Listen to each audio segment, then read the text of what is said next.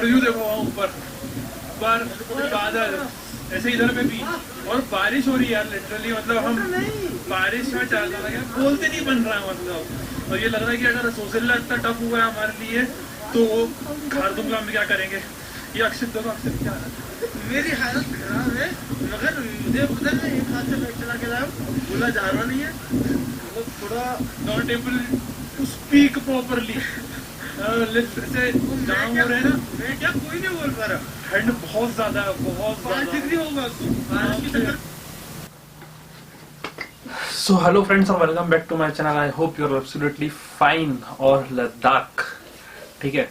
सो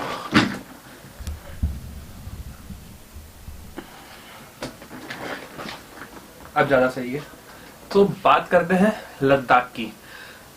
जनवरी आ चुका है और जो राइडर्स हैं उनके सबके मन में अब ख्याल आने शुरू हो गए होंगे कि इस साल लद्दाख करना है। सीजन ओपन होते ही लद्दाख लद्दाख और लद्दाख। तो आज का ये वीडियो होने वाला है, थंबनेल देख के तो वैसे भी समझ ही गए होंगे, लद्दाख प्रिपरेशन, कैसे लद्दाख की राइड के लिए प्रिपेयर करना है। तो मैंने लास्ट ईयर जब लद्दाख राइड करी थी, एक्चुअली में फर्स्ट राइड थी और मेरे लिए बाय रोड। और इससे पहले हम दोस्तों का बहुत शुरू से एक सपना रहा था कि हमें लद्दाख राइड करनी। बस मुझे ये प्रिविलेज मिल पाया कि अपने फ्रेंड सर्कल में मैं पहली बार लद्दाख राइड कर पाया बाय बाइक। इस चीज का थोड़ा सा पछतावा है कि दोस्तों के साथ नहीं जा पाया। देखते हैं आगे मौका मिलेगा, डेफिनेटली उनके साथ भी लद्दाख करूंगा। तो अभी बात करते हैं हम लोग कि कैसे लद्दाख के लिए आपको प्रिपेयर करना है, क्योंकि बहुत सारे खर्चे होते हैं छोटे बड़े मिला के, और हम बहुत ज्यादा पैसा वेस्ट कर देते हैं कभी कभी अननेसेसरी चीजों को खरीदने में लद्दाख के लिए। क्योंकि अगर आप नेट पे जाके काफी सारे ब्लॉग्स मिल जाएंगे, व्लॉग्स मिल जाएंगे प्रिपरेशन के लिए। सबने अलग अलग तरीके से प्रिपरेशन करी है अपनी लद्दाख राइड के लिए। देखिए मेरा ब्लॉग आपको कैसा लगता है, हो सकता है मेरा ब्लॉग आपको अच्छा लगे, हेल्पफुल लगे, तो लाइक शेयर सब्सक्राइब बार बार बोलूंगा। तो शुरू करते हैं लद्दाख प्रिपरेशन। तो सबसे पहली चीज हो जाती है वो है आपकी बाइक, क्योंकि बिगर बाइक के तो आप जा ही नहीं सकते ना।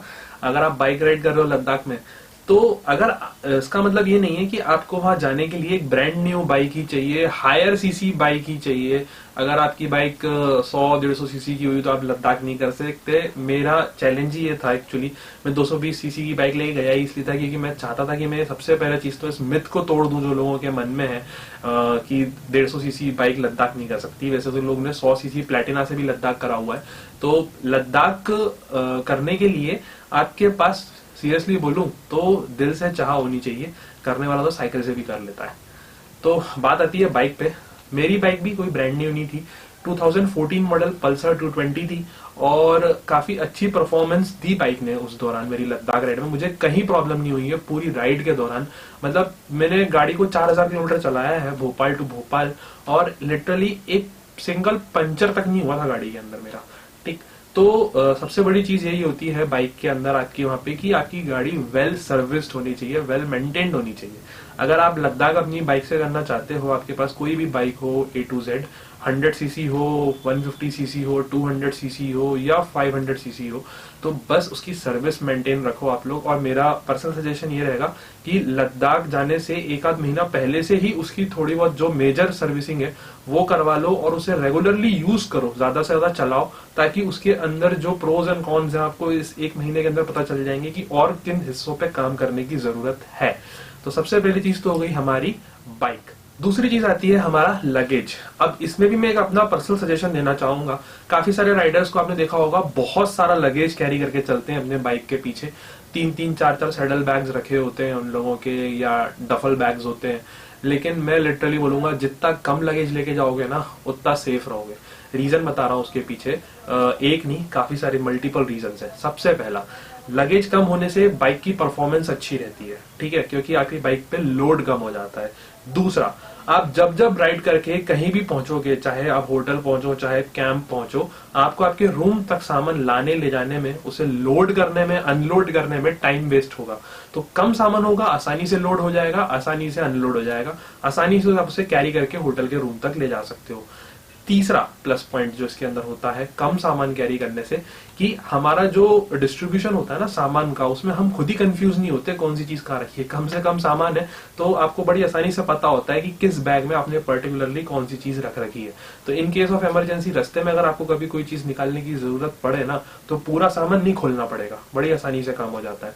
ठीक है, तो ये सारे प्लस पॉइंट्स रहते हैं कि अगर आप कम से कम लगेज लेके कैरी करोगे और आप मेंटली भी बहुत फ्री रहोगे कि यार बहुत कम सामान है मेरा, तो मेरे को इतनी टेंशन लेने की जरूरत ही नहीं है। तो मैंने लद्दाख के टाइम पे लगेज कैसे कैरी करा था वो मैं दिखा देता हूँ आपको। मैंने लिए थे गोल्डन राइडर्स के सैडल बैग। ठीक है, मैं अपने गियर्स की बात फिर आगे करता हूँ, पूरी की पूरी आप लोगों को सामान की बताऊंगा कि मैंने कैसे प्रिपरेशन करी थी लद्दाख के लिए। तो ये सैडल बैग काफी अच्छा है, इसकी कैपेसिटी भी काफी अच्छी है। ठीक है, और इसके साथ तो वहाँ पे बारिश भी होती है। मेरे वीडियो में आपने देखा भी है कि जोजिला पार करते वक्त वहाँ रेगुलरली रेन हुई थी, सोनमर्ग से लेके और काफी आगे तक, जिस वजह से मेरा तो पूरा लगेज गीला हो गया था। तो ये हालत हो रही है हमारे रूम की पूरी, सब कुछ गीला हो चुका है यार। मतलब मेरा तो इवन लैपटॉप तक गीला हो गया है। बस ज़्यादा पानी नहीं गया है तो आई होप कि अंदर तक नहीं गया होगा और कुछ डैमेज नहीं हुआ होगा। थोड़ा सा था पानी यहाँ पे, तो अभी तो रख दिया है, सो मैं नहीं चलाने वाला। ले पहुँच के देखता हूँ, होता है तो ड्रायर लगा के फिर देखूँगा इसको। और बाकी सब कुछ गीला है। अब पता नहीं क्या सही है क्या ख़राब है, वो तो बाद में पता चलेगा सब। ठीक है, तो ये रेन कवर्स होते हैं, लेकिन मैं आपको एक चीज और बोलूंगा कि इन रेन कवर्स के भरोसे मत रहना यार। खाली जो मैंने गलती करी, मेरी गलती ही आप लोगों के लिए एक सीख का काम करेगी। आप एक काम करो, बेटर ये है कि मार्केट में जो पॉली बैग्स आते हैं या पॉलिथिन टाइप की जो शीट्स आती हैं, उनसे एक कस्टमाइज बैग बनवा लो। बेटर रहेगा अगर आप सैडल बैग लेके चल रहे हो। अगर आप पैनियर्स लेके चल रहे हो तो कोई टेंशन ही नहीं, पैनियर्स तो सबसे अच्छी बढ़िया चीज है। लेकिन अगर आपके पास बजट कम है जैसे मैं था और आपके पास सैडल बैग ही ऑप्शन है, तो सिर्फ इन बैग्स के भरोसे मत है ना, क्योंकि ये क्या होता है, सामने से कवर करते हैं, पीछे से तो पानी चला ही जाता है, साइडों से और पीछे से इतना अच्छा कवर नहीं है। तो नेक्स्ट टाइम तो मैंने भी सोच रखा है कि मैं एक कस्टमाइज कवर बनवा लूंगा अपने सैडल बैग्स के लिए।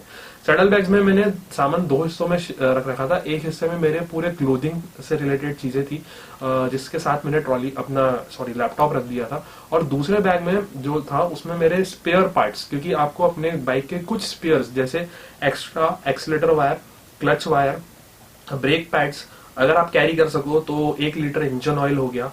तो उसके बाद हमारी टूल किट, ये सारी चीजें मैंने उस बैग में रख रखी थी।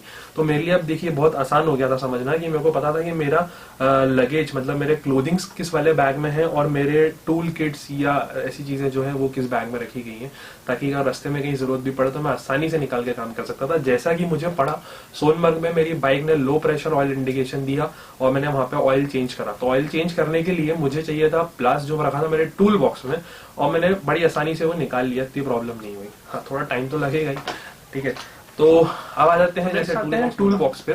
तो ऐसा नहीं है कि आपको बहुत हैवी टूल बॉक्स कैरी करके वहां पे जाने की जरूरत है, क्योंकि मैकेनिक्स ऑलमोस्ट मिल ही जाते हैं आपको मेजर सिटीज के अंदर, और आप ऐसा तो है नहीं कि कोई मेजर सिटी पड़ेगी नहीं। लेकिन हाँ, अपने पास एक छोटा टूल बॉक्स रखो, जैसे मैंने ये बना लिया था। ये मैंने लद्दाख राइड के दौरान बनाया और ये मैं आज तक यूज कर रहा हूँ, काफी ज्यादा कन्वीनियंट है। इसमें मेरे बेसिक जो टूल किट होती है, जिसमें प्लायर, कटर, हमारे कुछ स्पैनर्स हो गए और स्क्रू ड्राइवर सेट जो है वो रखा रहता है हर वक्त। तो काफी अच्छा है और छोटा है, आप देख रहे हो ना, ये देखो मेरे हाथ। ठीक है, बस इतना ही बड़ा है, इसमें मेरा सामान आ जाता है इजी। तो ये तो हो गई टूल किट की बात। तो ये तो हो गई हमारी टूल किट की बात। नेक्स्ट आते हैं टैंक बैग। क्या होता है, पूरा लगेज आपका पीछे नहीं आएगा, कुछ सामान और एक्स्ट्रा भी रहेगा। तो उसमें मेरा एक था टैंक बैग। तो इस टैंक बैग के अंदर मेरा वॉलेट, क्योंकि मैं वॉलेट राइड के दौरान कभी भी पैंट में नहीं रखता कि कभी गलती से पैंट से गिर जाए किसी वजह से, तो इसलिए बेटर ये है इसमें रखता हूँ। सामने दिखता है मेरे को जब भी मैं इसको खोलता हूँ या बंद करता हूँ, तो इतना तसल्ली रहती है कि हाँ मेरा वॉलेट इसके अंदर, क्योंकि वॉलेट बहुत इंपॉर्टेंट है। मेरे डॉक्यूमेंट्स उसके अंदर होते हैं, कैश उसके अंदर होता है, एटीएम उसके अंदर होता है। अगर वॉलेट खो जाए तो समझ लो राइड में तो बहुत बड़े पंगे होने वाले हैं, क्योंकि ड्राइविंग लाइसेंस है, एवरीथिंग उसके अंदर होती है मेरी। तो ये रखता था मैं अपने बाइक के ऊपर, इसी में मेरा डीएसएलआर आ जाता था, इसी के अंदर मेरा एक्स्ट्रा एक पावर बैंक रखता हूँ मैं, वो आ जाता था इसके अंदर, मेरे चार्जिंग केबल्स एंड कॉर्ड्स, और उसके अलावा मेरा वॉलेट जैसे मैंने आपको बताया। तो ये भी बहुत इंपॉर्टेंट होता है। ये मैंने काफी पहले लिया था राइडा का, इसमें मैंने एक अलग से ब्लॉग बना भी रखा है, आप चाहो तो आई बटन पे क्लिक करके उस ब्लॉग को देख सकते हो। लेकिन मैं सजेस्ट करूंगा कि इससे थोड़ा सा बड़ा लेना, मुझे अब ये थोड़ा छोटा लगने लगा है इसलिए। फिर नेक्स्ट चीज आती है राइडिंग गियर्स हमारे। तो राइडिंग गियर्स में मैंने ग्लव्स है मेरे पास राइनॉक्स के, आप लोगों ने देखा होगा ये वाले, ठीक है। मैंने ये तो यूज करे ही थे पूरी राइड के दौरान, क्योंकि ये लेदर ग्लव्स है तो हम जब कहीं गिरते हैं तो हमें प्रोटेक्शन देते हैं। वैसे तो मैं कहीं नहीं गिरा, ये मेरे लिए बहुत अच्छी चीज रही पूरी राइड के दौरान। जिन लोगों से पहले बात होती थी लद्दाख राइड को लेके, सब बोलते थे अरे एक आध बार तो गिरता ही है आदमी, थोड़ा बहुत तो छिलता ही है, लेकिन लिटरली मैं एक बार भी नहीं गिरा हूँ, ना मेरे साथ कोई राइडर्स गिरे। उसके पीछे सबसे बड़ा रीजन ये था कि हम लोग सब सेफ एंड साउंड राइड करते थे। मतलब हमको किसी चीज की ऐसी जल्दबाजी या होड़ नहीं थी। हाँ, बस एक टारगेट जरूर सेट करते थे कि आज जब सुबह हम यहाँ से बाइक स्टार्ट कर रहे हैं तो हमें कहाँ पे जाके आज रात को रुकना है। तो ये वाले ग्लव्स यूज करे मैंने राइनॉक्स के। इसके साथ क्योंकि ये विंटर्स में काम नहीं कर पाते -डिग्री के अंदर, तो मैंने सोनमर्ग से ही ये वाले ग्लव्स परचेज करे थे, ठीक है। ये भी कोई बहुत ज्यादा अच्छे ग्लव्स नहीं है, लेकिन -5 डिग्री तक के टेम्परेचर में, मतलब मैंने जब खारदुंगला करा, ये सब चीजें करी, तो मेरे हाथों को प्रॉब्लम नहीं हुई, ठीक है। तो क्योंकि ठंड फाड़ने वाली होती है भाई, बहुत तगड़ी ठंड होती है, मतलब आप नहीं झेल पाओगे, हाथ सुन पड़ जाएंगे, बिल्कुल ऐसा लगेगा कोई सुई चुभा रहा है आपके हाथों में, ठीक है, नीले पड़ जाते हैं बिल्कुल। तो उन जगहों पे ये काफी हद तक इफेक्टिव होते हैं ये वाले ग्लव्स। ये अंदर से आप देख रहे हो ये ऐसे होते हैं, ठीक है, और ज्यादा महंगे भी नहीं थे, 150 रुपए के आसपास के थे शायद, तो आप ये वहां पे जाके ये परचेज कर सकते हो। ग्लव्स के बाद राइडिंग पैंट नहीं है मेरे पास, राइडिंग जैकेट है, वो भी आपने मेरा देखा ही होगा काफी सारी राइड्स में, राइनॉक्स का, ठीक है। इसमें ये लाइनर लगा है, रेन लाइनर और विंटर लाइनर। तो इसका विंटर लाइनर किसी काम का नहीं है, मैं खुद बोलूंगा, मतलब कंपनी ने बहुत अच्छा करा राइनॉक्स ने जो अपने लाइनर्स अलग से बेचने शुरू कर दिए, क्योंकि इसका रेन लाइनर तो बेकार ही था एक तरीके से। लेकिन हाँ, उल्टा बोल दिया मैंने, रेन लाइनर अच्छा था, विंटर लाइनर बेकार था। क्या होता है, विंटर लाइनर मोटा है और इतना इफेक्टिव नहीं है, वो गर्म नहीं कर पाता। लेकिन रेन लाइनर से बेनिफिट क्या होता है, रेन लाइनर भी देखो अंदर से लग रहा है, तो जैकेट तो गीला होगा ही होगा आपका, वो तो उसको नहीं रोक पाओगे आप, लेकिन ये रेन लाइनर जो सामने से एकदम हवा आती है ना, उसे रोक देता है, तो वहां हमको बहुत बड़ा बेनिफिट मिल जाता है। तो इसलिए ये, और इसके अलावा मैंने एक चीज और करी थी, मैं अपना रेनकोट लेके गया था, जो मैं इसके ऊपर से पहन लेता था। आपने वीडियो में देखा होगा व्लॉग्स में मेरे, कि मैं ऊपर से रेनकोट पहन के घूम रहा हूँ। एक्चुअली ऐसा नहीं कि सिर्फ रेनकोट पहना, उसके अंदर मैं ये राइडिंग जैकेट हमेशा पहना हुआ था। ऊपर से रेनकोट पहनने के 2 बेनिफिट बता रहा हूँ। पहला, बारिश होगी या बर्फ गिरेगी तो आप गीले होने से बच जाओगे। दूसरा, वो ठंड से बचाने का काम भी करता है, डायरेक्ट सामने से आने वाली विंड को रोक देता है काफी हद तक, तो ठंड के प्रोटेक्शन के लिए भी बहुत अच्छी चीज हो जाती है अगर आप अपने साथ एक रेनकोट लेके जाओ। अब आजकल तो राइनॉक्स ने खैर एक्सटर्नल रेन लाइनर ले आई है, आने वाली राइड्स में मैं भी उसी का यूज करने वाला हूँ, क्योंकि वो ऊपर से इसके डाल लो बड़ी आसानी से आ जाएगा, तो काफी ज्यादा इफेक्टिव हो जाएगा मेरे लिए। तो ना मेरा जैकेट गीला होगा और ना मुझे ठंड लगेगी, ना मैं खुद गीला होऊंगा। बात आती है राइडिंग पैंट्स की, मेरे पास राइडिंग पैंट्स नहीं है अभी तक, और शायद आने वाली कुछ राइड्स में भी ना हो, बाद में ही लेंगे, अभी तक कोई प्लान नहीं है राइडिंग पैंट्स लेने का। लेकिन मैंने एक कार्गो पहना था और लगभग मैंने पूरी राइड उस कार्गो में निकाल दी। मैंने बोला ना लगेज कम से कम कैरी करूं, मैं अपने साथ सिर्फ एक जीन्स लेके गया था लिटरली, क्योंकि जितना कम लगेज रहता है ना उतना ज्यादा आसानी से काम हो जाता है यार। 90% तो आप बाइक पे रहते हो, तो जब आप बाइक पे रहोगे तो आपके पास इतना टाइम ही है कि बार बार कपड़े चेंज करो, क्योंकि जब आप होटल पहुंचते हो तो आप काफी कुछ एग्जॉस्टेड होते हो, आप थोड़ी बहुत देर और कुछ घूमोगे, उसके बाद आप थकार के सो जाओगे, नेक्स्ट डे मॉर्निंग में उठोगे और फिर से राइड पे निकल जाओगे। तो ऐसी कंडीशन में बार बार कपड़े चेंज करने का मतलब क्या है, और चेंज कर भी लोगे तो भाई जो पुराने गंदे कपड़े वो धोगे कहाँ, तो उससे अच्छा गंदे ही पहने रहो जब तक पहनना है। मैंने कैमियो वाला यूज करा था, कैमोफ्लाज वाला कार्गो। कैमोफ्लाज होने की वजह से सबसे बड़ा बेनिफिट, वो गंदा होने के बाद भी गंदा नहीं दिखता था, तो वो मेरे लिए बहुत ज्यादा बेनिफिशियल रहा। और उसमें मल्टीपल पॉकेट्स होने की वजह से मेरा सामान भी बड़ी आसानी से आ जाता था, और कार्गो थोड़े लूज भी होते हैं तो कंफर्टेबल भी होते हैं वो पहनने में इसमें। उसके अलावा मैंने नी गार्ड्स पहने हुए थे, मेरे पास नी गार्ड्स हैं स्कोयो के, जिसके पे मैं पहले भी व्लॉग बना चुका हूँ, हाई बटन में मिल जाएगा आप लोगों को, आप वहां से जाके देख सकते हो। उसके बाद बूट्स पे आते हैं, तो मेरे पास राइडिंग बूट्स नहीं है, लेकिन मेरे पास लॉन्ग बूट्स हैं जो मैंने पैराट्रूपर्स के लिए थे, ठीक है। ये लॉन्ग बूट्स हैं मेरे, इन्हें मैं आजकल हर राइड पे यही यूज करता हूँ।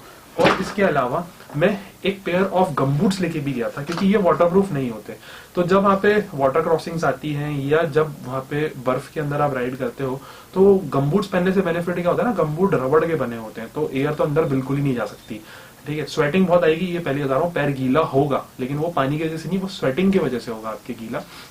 और दूसरी चीज ये कि गमबूट्स जो होते हैं वो आपको पानी से भी बचा लेते हैं और ठंड से भी बचा लेते हैं, और कोई बहुत ज्यादा कॉस्टली नहीं आते, 300-400 रुपए 500 रुपए के आप अपने यहाँ लोकल मार्केट से लेके चले जाओ। वहां जाके खरीदोगे तो डेफिनेटली महंगे मिलेंगे, क्योंकि यहाँ के जस्ट लगभग डबल रेट्स में वो वहां पे बेचते हैं, ठीक है। तो यहीं से लेके जाओ, मैं यहीं से लेके गया था रबड़ गमबूट्स। गमबूट्स के बाद आते हैं हमारी फर्स्ट एड किट पे। सेफ्टी भी बहुत इंपॉर्टेंट है राइडिंग गियर्स के साथ। तो एक दूसरा पाउच सेम वैसे ही जैसे टूल किट का था उतना ही बड़ा ट्रांसपेरेंट पाउच मैंने बना रखा था फर्स्ट एड का। तो इस पाउच के अंदर मेडिसिन होते थे मेरे, और इसको ट्रांसपेरेंट बनाने के पीछे एक रीजन था, ट्रांसपेरेंट पाउच यूज करने के पीछे एक रीजन था कि इसमें सारे मेडिसिन बाहर से दिख जाते हैं कहाँ पे क्या चीज रखी है। तो इनकेस अगर आप इंजर्ड हो और आपके साथ कोई हो जो आपको फर्स्ट एड यूज करना चाह रहा हो आपके लिए, तो उसे ढूंढने में परेशानी नहीं होगी, बड़ी आसानी से वो ढूंढ लेगा इसके अंदर से, उसको पूरा परेशान नहीं होना पड़ेगा। ठीक है, तो ये तो फर्स्ट एड की बात हो गई। बाकी एक प्रॉब्लम और होती है एल्टीट्यूड सिकनेस, वहां पे जो होती है सर घूमना, वॉमिटिंग होना, ये चीजें, सांस लेने में दिक्कत होना, ये नॉर्मल है। हायर एल्टीट्यूड होने की वजह से ऑक्सीजन कम रहती है वहां पे, जिस वजह से ऐसा होता है।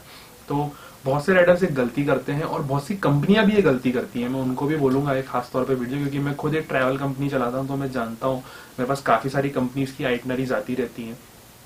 वो लोग लद्दाख पहुंचने के बाद जस्ट नेक्स्ट डे ही आपको खारदुंगला और नुब्रा के लिए निकाल देते हैं। क्यों? क्योंकि उनको एक दिन बचाना होता है होटल स्टे का। लेकिन अगर आप लद्दाख जा रहे हो तो मैं आपको पर्सनली सजेस्ट करूंगा और उन कंपनियों को भी इंसिस्ट करूंगा कि प्लीज आप अपने आइटनरीज में चेंज करिए और एक दिन का एक्लेमेटाइजेशन डे दीजिए लद्दाख के अंदर लोगों को, ताकि उनकी बॉडी उस एल्टीट्यूड के हिसाब से अडॉप्ट हो जाए। बिल्कुल प्रॉब्लम नहीं होगी उसके बाद, क्योंकि मेरे साथ भी राइडर्स थे, हमने भी राइड करी। हम एक दिन लद्दाख में ही रुके और लेह से रुकने के बाद हमने next day Leh to Nubra करा, फिर उसके बाद नुब्रा टू पैंगोंग करा और फिर पैंगोंग टू वापस ले आए। इस दौरान किसी को कोई खास परेशानी नहीं हुई, मतलब हुई नहीं, मैं तो बोलूंगा खास तो बोलना ही दूर की बात है। सांस लेने में जो नॉर्मल हर किसी को होता है वो तो होता ही है प्रॉब्लम, लेकिन कोई सीवियर प्रॉब्लम किसी के साथ नहीं रही है। ठीक है, अगर आपको बाई चांस होती भी है तो उसके लिए एक दूसरा उपाय ये है कि आप ये डायमॉक्स टैबलेट्स, ठीक है, मार्केट में आपको मिल जाएगी, आप इन्हें यूज कर सकते हो।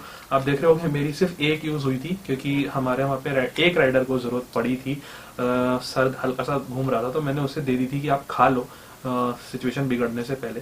लेकिन बाकी किसी को इस डायमॉक्स की जरूरत नहीं पड़ी। ये मेरी पूरी की पूरी लद्दाख के टाइम से ऐसी की ऐसी वापस आ गई है। तो दूसरी चीज होती है डायमॉक्स। इसके बाद फिर आता है भाई हेलमेट। बगैर हेलमेट के तो कोई राइडर राइड करता ही नहीं है, तो ये तो बताने की जरूरत ही नहीं है। मेरा एक्शन कैमरा इसमें माउंट रहता है SJ Cam 4000 एयर। और लगेज माउंट करने के लिए एक चीज और रहेगी जो मैं बताना भूल गया, वो था बंजी कॉर्ड्स, इतनी सारी।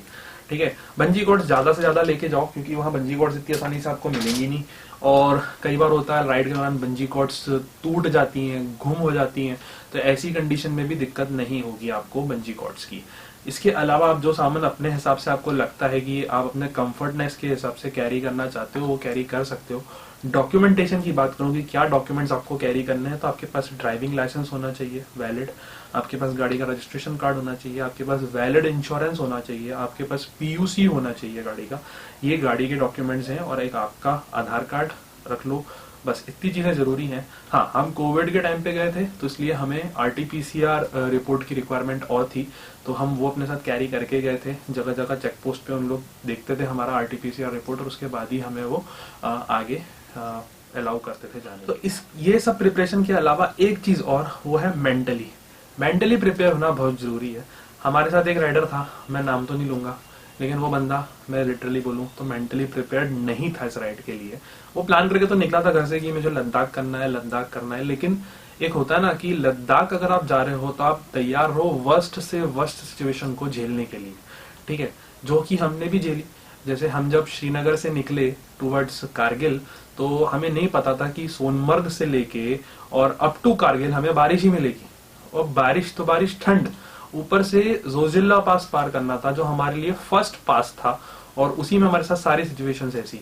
हमने करा, हम प्रिपेयर्ड थे, बोलते नहीं बन रहा था, सांस लेने में दिक्कत तो होती ही है, ठंड तो जवाब ही नहीं, उसको तो मैं बयान नहीं कर सकता, ऐसी ठंड हो रही थी, देखने में दिक्कत हो रही थी, विजिबिलिटी पुअर थी, लेकिन करा, सेफली करा, सब पहुंचे अच्छे से।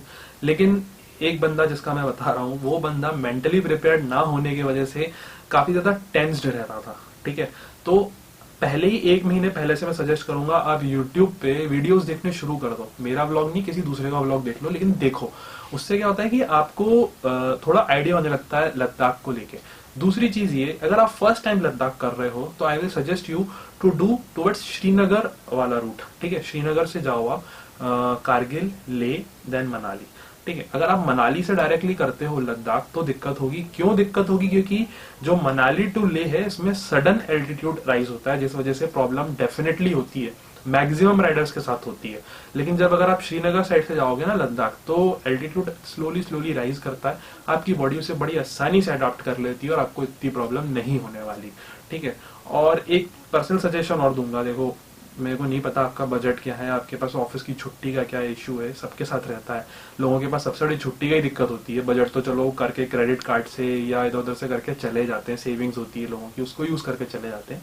लेकिन सबसे बड़ी प्रॉब्लम छुट्टी की होती है। मैं मान रहा हूँ यार छुट्टी है, लेकिन आप ये भी तो सोचो कि आप इतना समय दे रहे हो, आप इतना पैसा खर्च कर रहे हो और उसके बाद भी आप पूरा सर्किट नहीं कंप्लीट कर रहे हो। तो एक बार ले लो थोड़ा सा रिस्क, थोड़ा सा पैसा ही ज्यादा लगेगा, थोड़े से दिन ज्यादा लगेंगे, लेकिन एक बार पूरा सर्किट कर लोगे तो मन से शांति मिल जाएगी। फिर भले ही नेक्स्ट टाइम मौका लगे जाना, नहीं लगे तो कम से कम पछतावा तो नहीं होगा कि मैं लद्दाख गया लेकिन मैं लद्दाख सर्किट नहीं कंप्लीट कर पाया, मैंने सिर्फ ले मनाली करा और मैं वापस आ गया। तो उसके लिए पर्सनल सजेशन मेरा ये रहेगा कि यार थोड़ा सोच विचार के टाइम एडजस्टमेंट करके ऐसा जाओ कि आप पूरा सर्किट एक बार में पूरा कर लो। और एक चीज और कि सोलो मत जाओ। मैं इसलिए बोलूंगा क्योंकि आप भी जानते हो कि कश्मीर क्या है, मतलब क्या प्रॉब्लम्स होती रहती हैं। Ladakh region is very very good, मतलब वहाँ के लोग काफी ज्यादा हेल्पफुल हैं, लेकिन कश्मीर के अंदर थोड़ी सी कॉम्प्लिकेशंस हैं। तो मेरा पर्सनल सजेशन ये रहेगा कि आप कम से कम 2-3 राइडर्स एक साथ हो ताकि एक दूसरे की म्यूचुअल हेल्प कर सको। तो ये सारी चीजें थी इस लद्दाख राइड से रिलेटेड। एक चीज और रह गई जो मैं बताना शायद भूल गया, वो था मोबाइल नेटवर्क, ठीक है। तो अगर आपकी एयरटेल की सिम है तो पोस्टपेड, तो आप बेफिक्र होके जाओ, कोई दिक्कत नहीं होगी। मेरे पास भी एयरटेल पोस्टपेड थी, ऑल टाइम में वो नेटवर्क मिलते रहे वहाँ पे, ठीक है। सिर्फ और सिर्फ एक जगह नहीं मिलते, वो है जब आप नुब्रा टू पैंगोंग करते हो। पैंगोंग पे एयरटेल का नेटवर्क होता ही नहीं है, वहाँ सिर्फ और सिर्फ बीएसएनएल का मिलता है, और वो भी कभी कभी, हमेशा नहीं मिलता। बीएसएनएल का भी इतना इफेक्टिव नेटवर्क वहाँ नहीं है। वहाँ पे पैंगोंग पे एक एसटीडी पीसीओ है, वहीं से आप कॉल कर सकते हो और कहीं से कॉल भी नहीं होते, ठीक है। तो वो एक प्रॉब्लम है। तो घर पे पहले से इन्फॉर्म करके जाओ, इस चीज को समझा दो घर वालों को कि पर्टिकुलरली इस डेट पे, मतलब आप बता देना कि आप किस दिन करोगे, तो उस दिन आपका कोई कांटेक्ट नहीं हो पाएगा घर वालों से। जैसे ही आप नेटवर्क में आओगे आप तुरंत कांटेक्ट कर लोगे, पहले से ही बता दोगे तो घर वाले भी टेंस्ड नहीं होंगे। और एयरटेल में तो कोई दिक्कत नहीं है, पोस्टपेड कनेक्शन लेके जाओ, बढ़िया नेटवर्क मिलता है एयरटेल का। ले मनाली के बीच में नेटवर्क इश्यूज हैं, वहां पे भी नहीं मिलते, एयरटेल का बीएसएनएल का दोनों ही नहीं मिलते वहां पे। तो खैर बाकी जगहों पे तो सही है। मैं तो इवन इतना अच्छा था कि मैं व्लॉग्स भी अपलोड कर रहा था एयरटेल के नेटवर्क के बेसिस पे ही अपने, up to Kargil I think, क्योंकि कारगिल के बाद मेरा सब गीला हो गया था, कारगिल पहुंचने तक सब गीला हो गया था। तो कारगिल वाला व्लॉग तो एडिट हो गया था, उसके बाद के व्लॉग्स नहीं एडिट हो पाए थे। फिर वो मेरे को वापस घर आने के बाद ही, जब लैपटॉप से डाटा रिकवर हुआ तभी मैं कर पाया था वो। तो यही थी यार ओवरऑल राइड। अगर राइड से रिलेटेड आपको कुछ भी डाउट हो, कुछ भी क्वेरी हो, तो आप मुझे इंस्टाग्राम पे डीएम करो, मेरी इंस्टाग्राम आईडी लिखी आ रही होगी, और मैं आपको डेफिनेटली हेल्प करूंगा। और मैं प्रोबेबली इस साल भी जून में जाऊंगा लद्दाख वापस से। तो अगर आप भी इंटरेस्टेड हो लद्दाख ज्वाइन करने के लिए तो भी मुझे डीएम करो या कमेंट करो इस वीडियो के नीचे। मिलो, करते हैं प्लान, चलते हैं लद्दाख फिर से इस साल और एंजॉय करते हैं। इस साल मेरी थोड़ी सी आइटनरी भी बढ़ी है, मैं थोड़ा सा इस बार ज्यादा दिन एक्सपेंड करने वाला हूँ उस राइड पर, क्योंकि लास्ट टाइम मेरे को पछतावा होता, जो मैं बोल रहा हूँ ना, मैंने भले ही सर्किट कर लिया है पूरा एक बार, लेकिन उसके बाद भी बोलते ना कि मन नहीं भरा। क्यों? क्योंकि मैंने बीच में कुछ प्लेसेस स्किप करने पड़े, जब मैं वहां पहुंचा हूं तब मुझे पता चल रहा है, इसलिए। तो पर्सनल सजेस्ट करूंगा कि थोड़ा सा समय निकाल के जाओ, बार बार मौका नहीं मिलता।